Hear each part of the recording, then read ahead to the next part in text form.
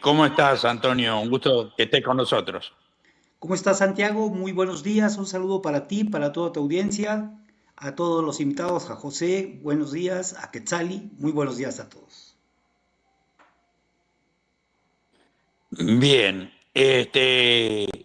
sabemos por noticias de distintos países, de América y de Argentina, yo por mi parte, que hay una reducción de la carga semanal laboral progresiva que llevaría las 48 horas actuales a 40 horas en México. ¿Es así? Así es, Santiago, y esta es una propuesta que se presenta como una aparente conquista laboral, ¿no? Es una aparente conquista laboral en México que opera pues con una perfecta máquina del Estado y, digamos, el capital. Y este engranaje que los dos arman solo puede desmontarse o solo puede analizarse para ver la realidad que hay atrás de esto con una visión materialista. Y miren ustedes, si me permiten rápidamente, les digo bien, siguiendo a Marx, ¿no? La jornada laboral, para empezar, nunca ha sido pues un dato técnico, ha sido más bien siempre el campo de batalla en donde se dirime, digamos, la tasa de plusvalía, la ganancia del capital, pues. Al reducir, pues, el límite legal de 48 horas, pues el Estado mexicano interviene ahí quirúrgicamente y en esta, digamos, designación de la duración de la jornada, pero lo hace, sinceramente, bajo la presión combinada pues de una necesidad de legitimarse ante sus electores, ya vienen elecciones en México, una necesidad de legitimarse ante sus seguidores, ¿no? A su base material como partido y como Estado, ¿no? Y, sin embargo, después de hacer esto, porque el Estado lo presenta como una victoria para el trabajador, pero también tiene que sumarse o tiene que adherirse a la exigencia de los capitalistas, ¿no? Del poder burgués, con el objeto de pues, que en realidad no vean afectada su masa de ganancia, que es lo que realmente se está dirimiendo aquí. La masa de ganancia, la plusvalía que digamos, el capitalista va a tener, ¿no? Bajo esta lógica, esta reducción. Y pues aquí es donde podríamos ver, ¿no? Lo que planteaba Lenin y demostrar que hay vigencia todavía de un planteamiento marxista-leninista, si alguien lo dudaba, ¿no? Este planteamiento nos obliga a ver pues al Estado no como un árbitro.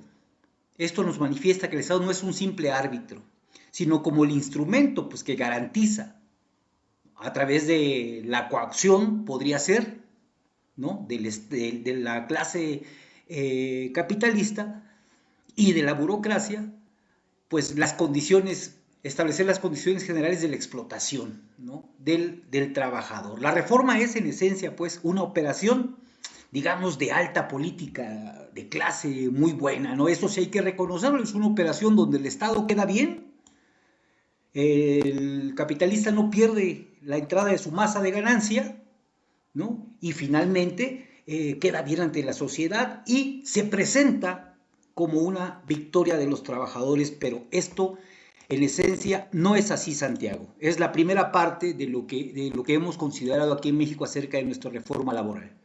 Te voy a hacer una intervención. El tema este no es un tema mexicano, sino que viene tratándose hace años en Europa, y hubo reducciones horarias en muchos países, y bueno, hay países que incluso tienen hasta 35 horas de carga semanal. En Argentina te cuento que hubo dos proyectos presentados por sectores sindicales ligados a Unión por la Patria, del gremio de docentes Hugo Yasky, y por el lado del gremio bancario, de Palacio. Eh, Acá se lo presenta en Argentina como un medio para conseguir nuevas posibilidades de creación de empleo. En otros países como acceso a tiempo libre de los trabajadores. Y bueno, y por último está lo que planteabas vos. Lo que pasa es que sí podemos establecer, y ese es el gran problema de los medios de comunicación, no solamente de la derecha. La derecha sabe lo que está haciendo y cómo transmite el mensaje. Sin embargo, los medios de la izquierda se comen el fetiche. Es decir, por ejemplo, mira, la narrativa que tenemos en México en torno digamos, a esta ley laboral, ¿no? Es que va a ser es una cuestión de competitividad y el costo operativo, dicen, ¿no? Sería muy grande para aplicar la reforma. Eso decían, digamos, los medios de derecha. Se advierte, dicen, que la reducción de horas incrementará los costos en un 16%.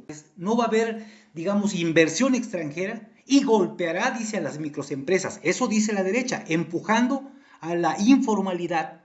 O sea, va a haber mucho trabajo informal. Dice, el argumento es realmente un fetiche, digamos. O sea, la medida es buena, dicen ellos, los empresarios, la derecha, pero no para este entorno de incertidumbre, ¿no? Se construye al trabajador como una variable nada más, ¿no? Ahí tenemos al trabajador como una variable de ajuste dentro del metabolismo del capital, del cambio del capital. Dense cuenta cómo la narrativa de la derecha es muy clara. Esto es una posición de carácter de clase. La reducción horaria puede compensarse con el aumento de los ritmos de producción y por lo tanto eso no generaría empleo ni el tiempo libre que tuvieran los obreros que ya tienen trabajo, lo usarían para el ocio porque estarían tan cansados que no darían más Así en es, menos tiempo. atrás de lo que plantea la derecha está lo que tú dices. Esa es la realidad. En lo concreto, en lo real, no podemos pensar que el capital va a decrecer en su masa de plusvalor. No, es decir, el capital no va a perder. Y justamente por eso se plantea esta cuestión de la gradualidad. Porque ellos pueden administrar, el capital en esta gradualidad sí puede administrar de alguna manera eso que ellos llaman pérdida. Lo pueden sustituir con la automatización incluso de sus empresas. Pero justamente es lo que tú estás planteando, Santiago. Esa discusión no se está dando. Esa discusión es la discusión, digamos, de la izquierda, pero esa discusión no tiene, digamos, esta capacidad de expandirse, no tiene esta capacidad de poder llegar a todos, de centrar la discusión en eso. No tiene la capacidad de decir, bueno, ¿saben qué, compañeros? Se oye muy bonito, digamos, quitar ese velo, se oye muy bonito, pero en realidad esto va a significar que el patrón pueda en última instancia, en el caso mexicano, el patrón puede en última instancia manejar todo lo que tiene que ver con las horas extras. Y esto es una superexplotación.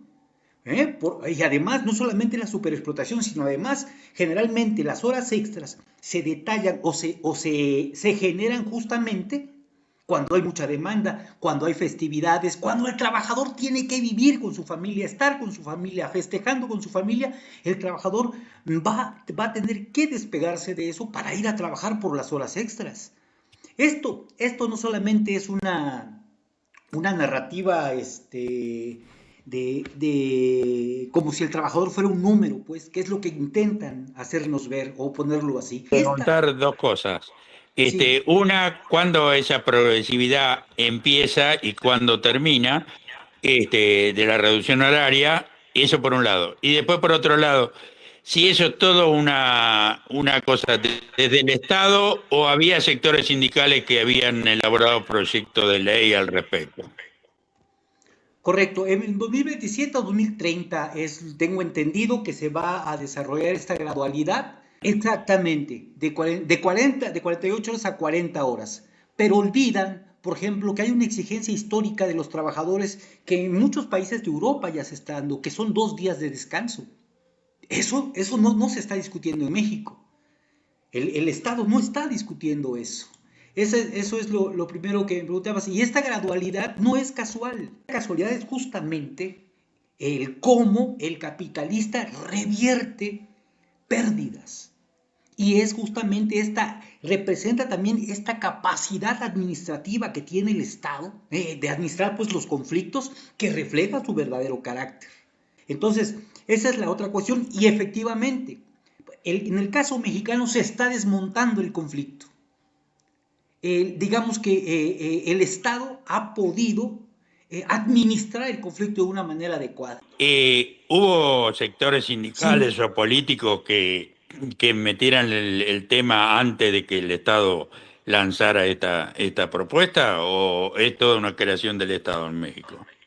no, no, no, sí hubo, hay siempre atrás de esta propuesta, hay una demanda popular, efectivamente, hay un comité de lucha por las 40 horas, pero justamente estos planteos, esta respuesta del Estado es justamente la mínima, porque la exigencia del sector laboral mexicano era justamente 2 días de descanso, pero no se dan, se reduce, y si tú te das cuenta, sí le estamos dando los 2 días de descanso, ¿no?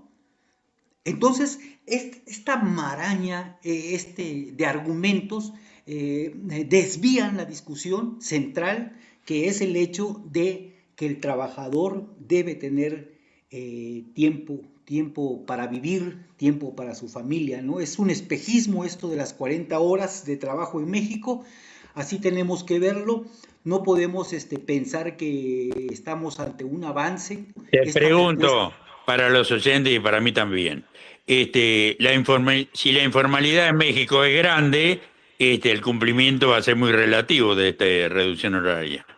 Exactamente. Los empresarios son los que señalan que se va a incrementar la informalidad, pero otra vez, aquí la informalidad es un fetiche porque la informalidad no surge de esta propuesta.